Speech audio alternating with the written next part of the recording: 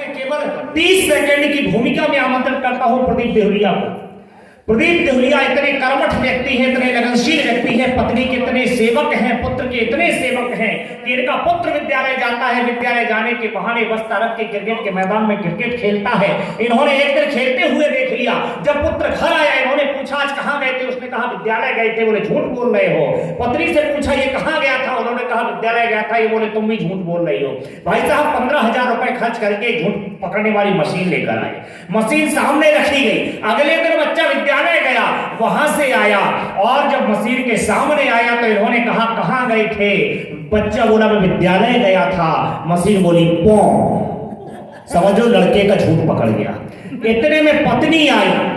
पत्नी ने कहा क्या हो रहा? बोले कुछ नहीं हो रहा, इस बच्चे को समझाओ।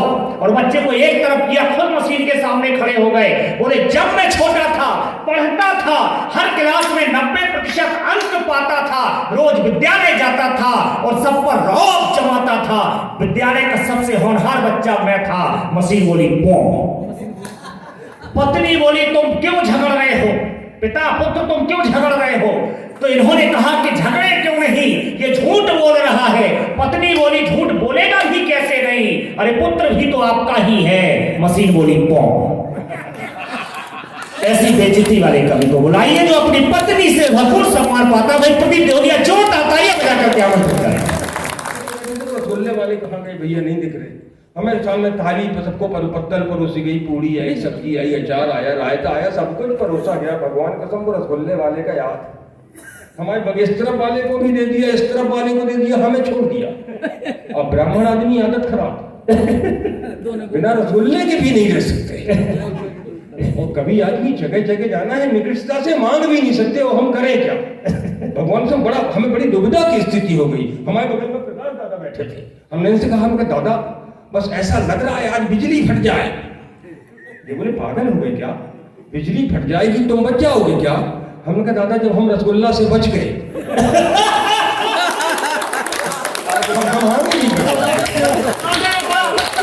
हम सही बता, वो हमारी देर बहुत देर से बेइज्जती कर रहा है। हमारी बहुत देर से बेइज्जती कर रहा था दीदी, और आप सब मजा ले रहे थे। हम एक एक व्यक्ति के विषय में बता रहे हैं। 2 कौड़ी का आदमी, सच जो भी कहेंगे सच कहेंगे, सच के सिवा कुछ नहीं कहेंगे। हमारे अभी कुछ दिन पहले चरखारी एक कार्यक्रम में गए तो हमारे घर पहुंच गया। हमारे घर में भाई साहब हम एक तोता पाले, और एक लौता ऐसा तोता कि हमारे घर जैसे ही आप प्रवेश करते हैं तुरंत बोलता है भाई साहब नमस्ते। ऐसा हम सिखाए हैं उसको। ये व्यक्ति भी हमारे घर पहुंचा, तोते ने इसको देखा और जैसे ही इसको देखा तुरंत बोला 2 कौड़ी के आदमी हो यार। मतलब आदमी तो ठीक, पशु पक्षी जानते इसके विषय। हम सही बता। तो हमने ये हमसे बोले भाई साहब यार आपका तोता ऐसा बोल रहा है। तो मैंने इससे कहा, मैंने कहा यार पक्षी है, अपन कर भी क्या सकते हैं। तो हमारे तोते का आत्मविश्वास बढ़ा। वो फिर से बोला हाँ तुम 2 कौड़ी के आदमी। अच्छा अब भाई साहब हमें भी बुरा लगा। आदमी भले ही 2 कौड़ी का हो, लेकिन कहना नहीं चाहिए। हमें बुरा लगा। जब हमें बुरा लगा तो मैंने तोते को पिंजरे से बाहर निकाला तो थप्पड़ मारे, वो साले फिर पिंजरे के अंदर पटक दिया। तो शांत हो गया। ये बैठे रहे, इन्होंने चाय पी, अब ये चलने लगे। ये बोले भाई सब चल रहे हैं। हमने कहा ठीक। इन्हें तोते की तरफ देखा, तोता कुछ नहीं बोला। इन्हें जूते पहने खड़े हो गए, फिर तोते की तरफ देखा, तोता कुछ नहीं बोला। ये दरवाजे से बाहर निकलने लगे। इन्हें फिर तोते की तरफ देखा, तोता बोला देखो हमने अब की कहा तो कुछ नहीं, लेकिन तुम समझ तो गए ही हो। अगर समझ गए हो तो एक बार अपने सम्मान बताएंगे। हम चाह रहे हैं कि एक छंद निवेदित करें आपके सामने। थोड़ा सा एक प्रारंभ करना चाहते हैं हमारी पत्नी के विषय में। कहा भगवान तो हमारी पत्नी कैसी, एक छंद निवेदित करें। स्वागत। आपने एक सुना होगा, सब एक पक्ष जानते होंगे आप, सेही सुना है? सेही एक इकलौता ऐसा जीव होता है जिसके पूरे शरीर पे कांटे लगे होते। शेर भी उस पर आक्रमण करने से डरता है। बस आप एक कल्पना कर लीजिए, हमारी पत्नी नजर हम पे, बेचारा खात है भात सदा दिन रात, रहे पग रात परात सीधे ही, परात सीधे ही, परात जैसी फैल गई है।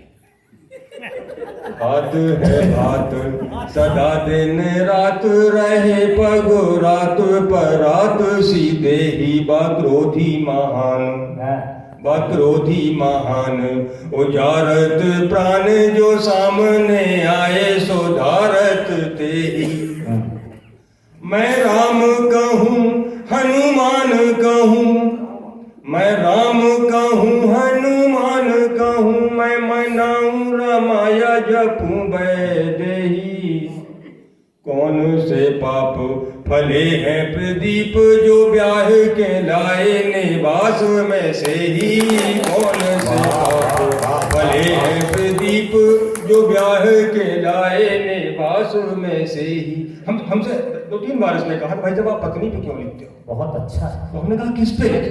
हमने भाई साहब सोचा आपकी उपस्थिति है भगवान कसम हम इस संचालक की कसम खा के कहते हैं कि हम सही बात करेंगे हम सही बता बैठो जी, जीतू बैठो।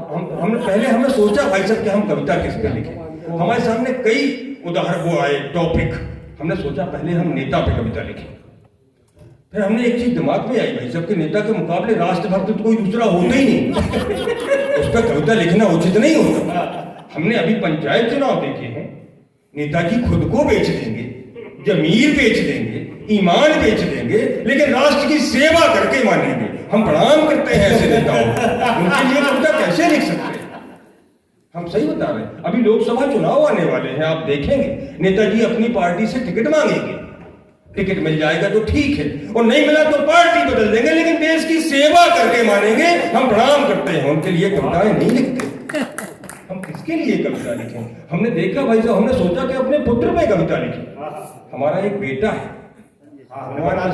ऐसा हमें विश्वास है भाई विश्वास के लिए तालियां बजा दो विश्वास है तो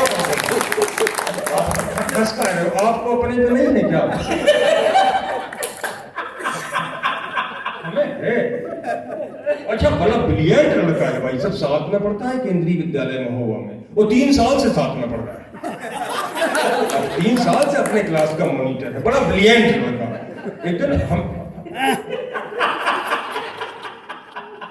एक दिन स्कूल से आता है स्कूल से लड़का किस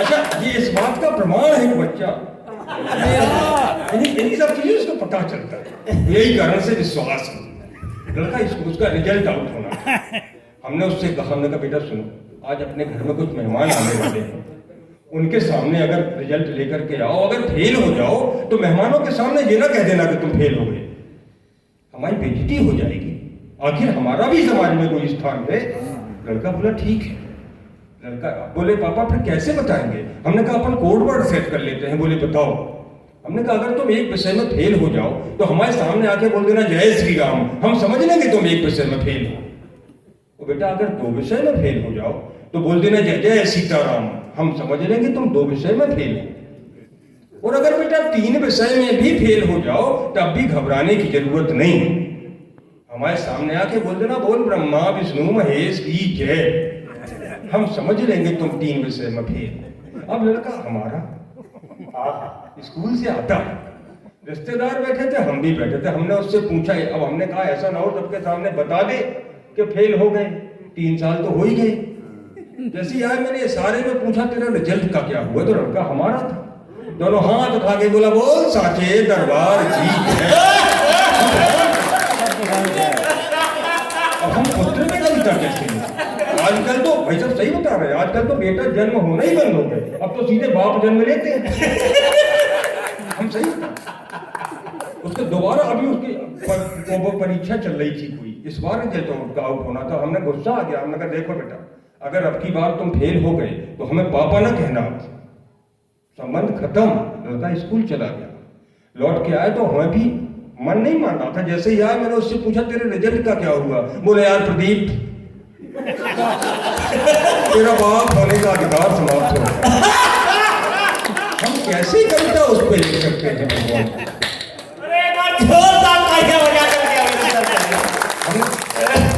हमने सोचा कि हम पुलिस पे कविता लिखें फिर हमने अभी कोरोना काल देखा भगवान के समय कुल 2 ही विभाग ऐसे थे जो अपना काम सही तरीके से कर रहे थे एक तो स्वास्थ्य विभाग नहीं ईमानदारी से काम कर रहे थे, दूसरा पुलिस विभाग। बस दोनों के काम करने के तरीके में एक अंतर था। स्वास्थ्य विभाग वाले जब कोरोना की दूसरी डोज लगाते थे तो आपसे पूछ लेते थे पहली किस तरफ लगी थी। लेकिन इन पुलिस वालों हम उनका कविता नहीं लिखते, नहीं पुलिस वालों पे भी हम कविता नहीं लिखते। अब हम कविता किस पे लिखें? कोई टॉपिक ही नहीं भाई साहब। अपनी एक ही टॉपिक बचता है अपने पास, पत्नी। पत्नी कैसी है, एक छंद और निवेदित करते हैं। हम कहते हैं कि आपका आखिरी समय मिले। स्वागत।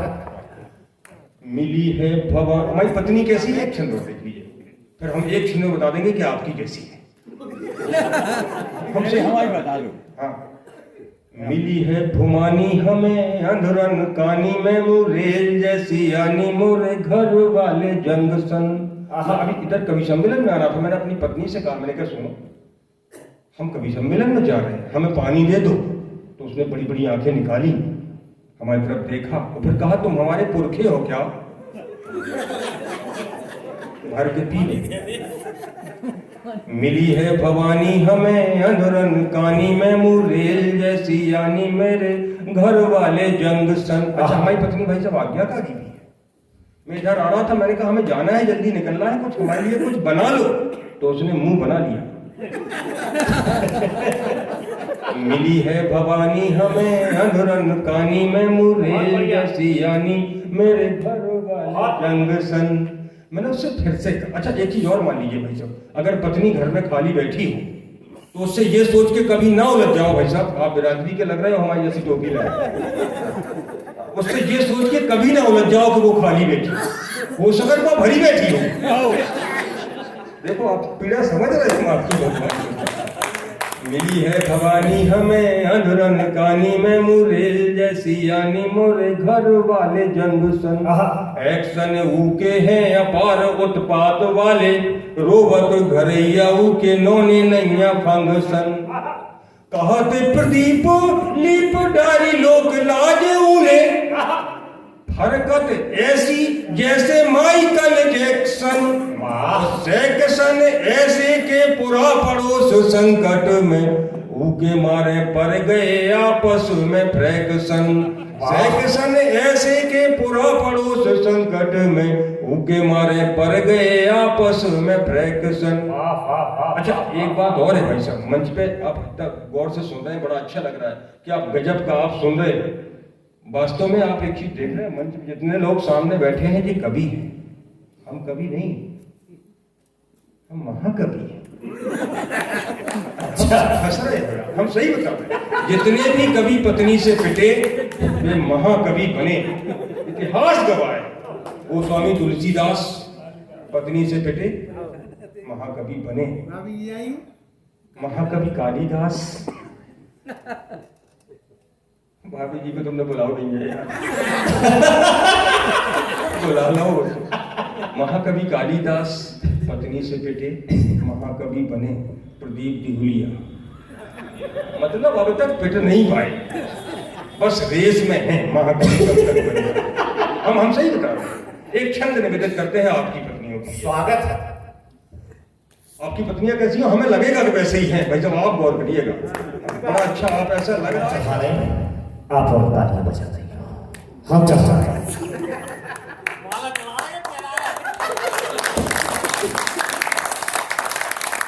आपने हमारी पर माला चढ़ाई, भगवान आपकी भी आत्मा को शांति दे। अच्छा एक बड़ा हमें अजीब लग रहा है आप क्या, एक हमने आपका मंच ऐसा देखा जहां एक पुरुष दूसरे पुरुष को माला पहना रहा है। हम सही बता रहे हैं, हालांकि कोर्ट ने धारा समाप्त कर दी लेकिन सामाजिक मान्यता नहीं मिली। एक छंद और निवेदित करते हैं, देखिए। स्वागत। आज आपकी पत्नी कैसी है? आज वाली पत्नियां हैं पतियों को शत्रुओं सी, आज वाली पत्नियां हैं पतियों को शत्रुओं सी। हिम्मत हो आपकी तो उन्हें समझाइए, उनके हृदय में धधकती है आग जो भी। हिम्मत हो आपकी तो उसको बुझाइए। आइए जो आपको घमंड हो बेसूरता का, बल में बलाबल में हाथ आजमाइए। ओ होवे जो पराजय तो मन को गिराइए ना, जीवन संवारने को चरणों में जाइए, हो वे जो पराजय तो मन को गिराइए ना, जीवन संवारने को चरणों में जाइए, हो वे जो पराजय तो मन को गिराइए ना, जीवन संवारने को चरणों में जाइए।